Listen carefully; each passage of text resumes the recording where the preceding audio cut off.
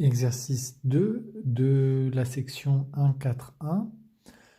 Démontrer qu'une suite arithmétique est croissante ou décroissante selon que sa raison est positive ou négative. Je corrigerai aussi l'exercice 3 dans cette même vidéo. Alors pour cet exercice 2, c'est assez simple. Une suite arithmétique, on peut écrire son terme général sous la forme a plus Rn.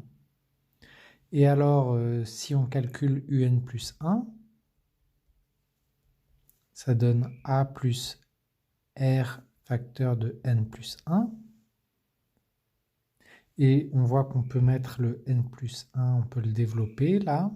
Ça fait a plus rn plus r fois 1 qui fait r. Et là, je retrouve ici exactement l'expression de un qui était juste au-dessus.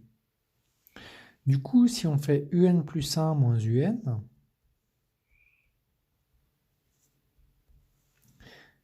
ça va faire a plus rn plus r, tout ça c'est un plus 1, moins a plus rn. Ces parenthèses-là sont superflues, mais celles qui suivent le moins ne le sont pas. Il faut changer tous les signes derrière si on veut s'en débarrasser. Donc ça fait a plus rn plus r moins a moins rn. Et là, on voit que on a a moins a qui se simplifie et rn moins rn qui se simplifie. Il reste juste r. Je termine à l'oral.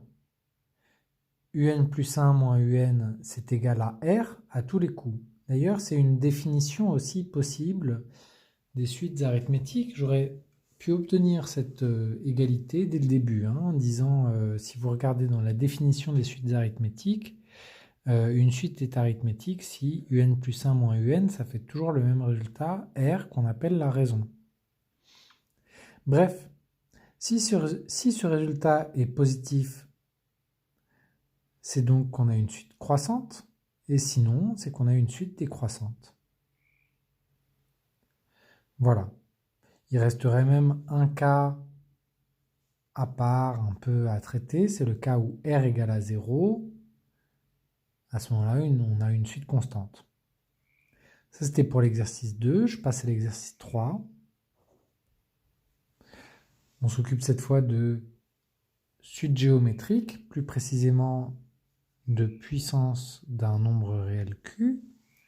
Alors donc, je vais regarder une suite qui aurait pour terme général q puissance n. Allons-y, je vais lui donner un nom, je vais l'appeler un. Un égale à q puissance n.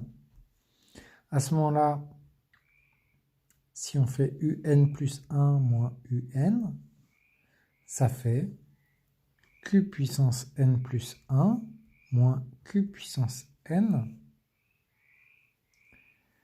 Et cette expression, on peut la factoriser. On peut la factoriser comment au mieux? Mais q puissance n, pour se faire une idée, on va prendre une valeur explicite. C'est comme si ici il y avait marqué, disons si n égale à 5, ça veut dire que on a marqué ici q puissance 5. Et là, il y a marqué q puissance 5 plus 1, 6. Donc, si on prend n égale à 5, il y a marqué q puissance 6 moins q puissance 5. Et q puissance 6, ça veut dire q fois q fois q fois q fois q fois q, 6 fois. Et q puissance 5, ça veut dire q fois q fois q fois q fois q, 5 fois. Et donc, on voit qu'on peut factoriser par q puissance 5. La même chose se passe dans le cas général. Je peux mettre q puissance n en facteur et dire que q puissance n plus 1 moins q puissance n, c'est factorisable par q puissance n. Et il reste Q-1. On peut aussi faire le travail à l'envers et se dire, si on développe ça, est-ce qu'on retombe bien là-dessus?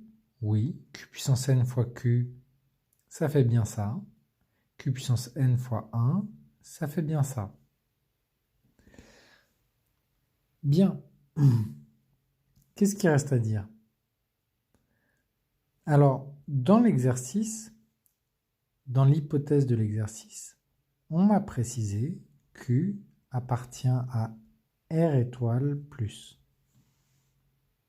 Ça veut dire que Q est supposé positif. Donc Q est positif, donc Q puissance n, ça fait un nombre positif élevé à une certaine puissance, c'est positif. Et Q-1, bah, du coup, ça dépend de est-ce que Q est plus grand que 1 ou plus petit que 1.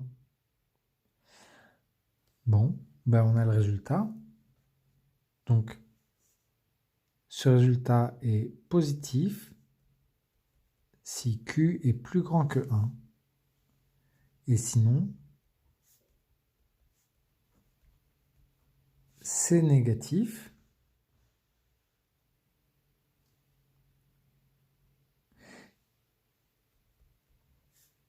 et on peut même préciser, dans le cas particulier où Q égale à 1, ça fait 0. Et donc, en conséquence, je termine à l'oral. Si Q est plus grand que 1, un plus 1 moins un est positif, et donc la suite est strictement croissante. Si Q est plus petit que 1, un plus 1 moins un est négatif, et donc la suite est strictement décroissante. Et puis enfin, une suite géométrique de raison Q égale à 1, elle est constante, un plus 1 moins un égale à 0, donc quand Q égale à 1, on a une suite constante. Voilà pour les exercices 2 et 3.